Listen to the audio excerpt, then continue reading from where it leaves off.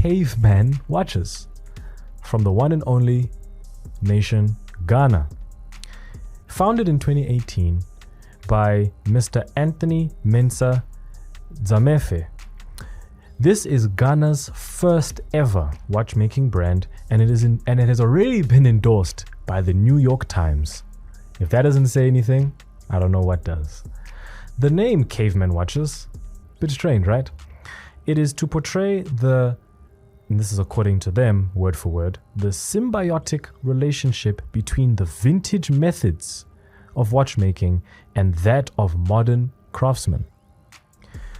So the idea of hand assembling, handcrafting, the use of the finest natural, sustainable raw materials to ensure originality and creativity and undiluted quality.